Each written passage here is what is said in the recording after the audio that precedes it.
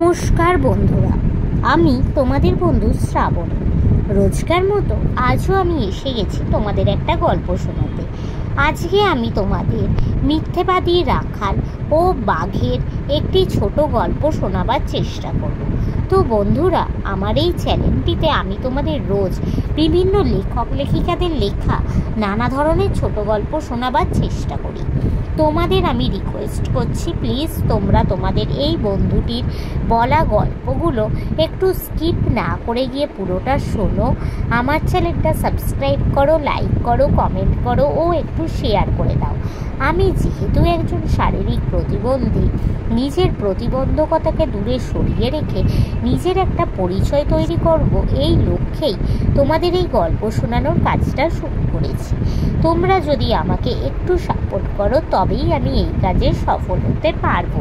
তো চলো আজকের গল্পটা শুরু করে দিই। মিথ্যেবাদী রাখাল ও বাঘ। এক রাখাল প্রতিদিন মাঠে গরু চড়াতে আসতো। সে খুব দুষ্টু ছিল। একদিন তার মাথায় একটা দুষ্ট বুদ্ধি এলো।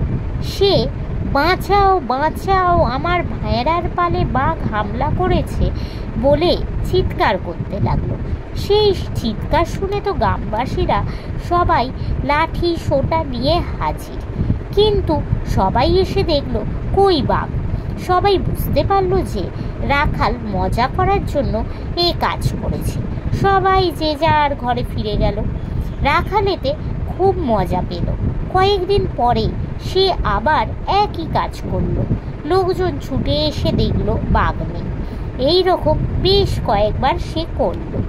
এরপর একদিন সত্যি সত্যি করে বাঘ আক্রমণ করলো। সেদিনও রাখাল অন্য দিনের মতোই প্রাণ ভয়ে বাঘ বাঘ করে চিৎকার করতে লাগলো।